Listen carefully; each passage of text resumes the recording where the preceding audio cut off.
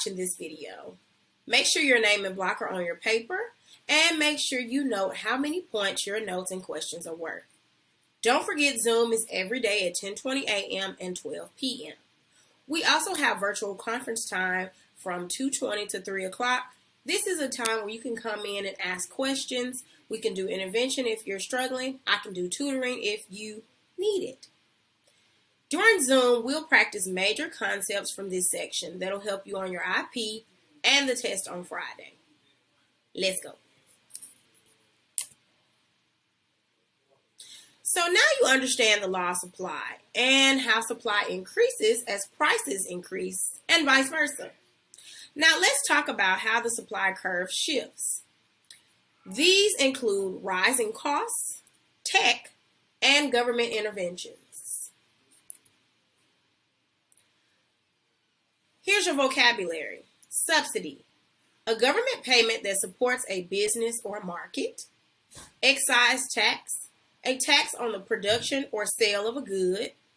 Regulations, government intervention in a market that affects the production of a good. Input costs, the amount of money needed to produce a product. Just like with the demand curve, there are many things that can cause the supply curve to shift. However, unlike the demand curve, shifts in prices can cause this along with rising costs, technology, changes in the global economy, future expectations of prices, and the number of suppliers.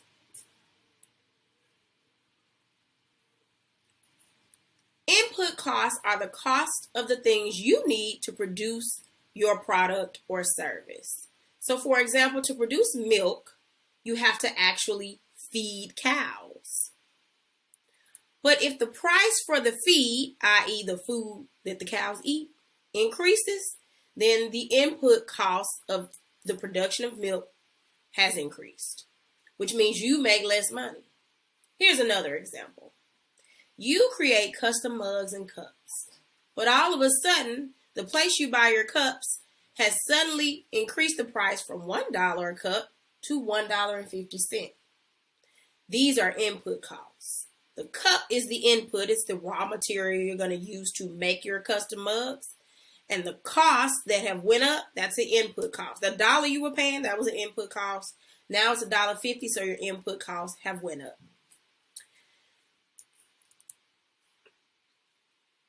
Rising input costs cause supply to shift to the left or lower supply, because the more money you spend, the less you're kind of willing to supply because your profits are going down, which means the supply curve is going to shift to the left.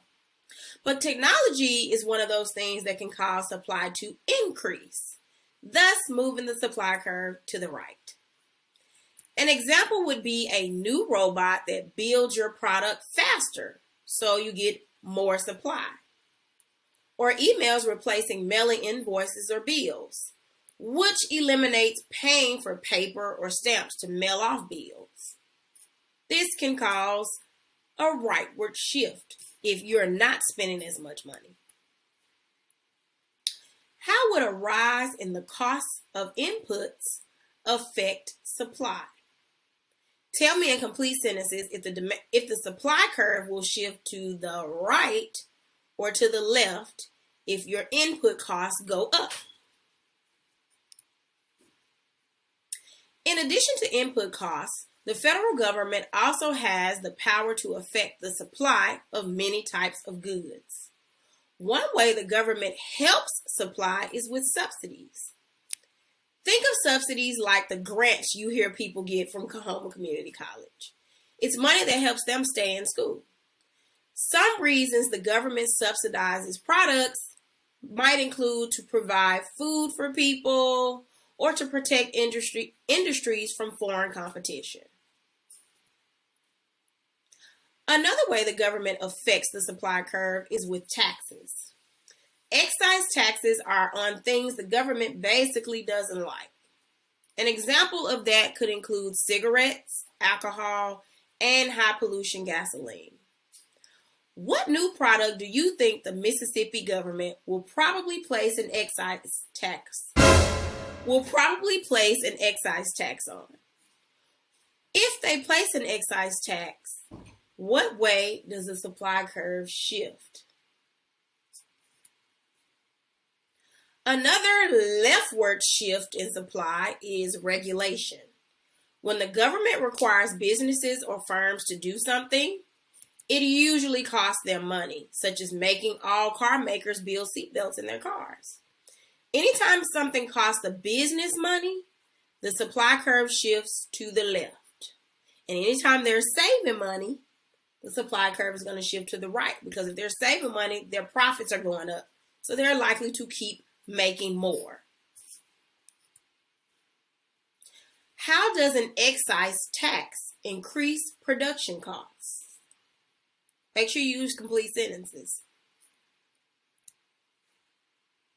Another reason the supply curve can shift would be imports.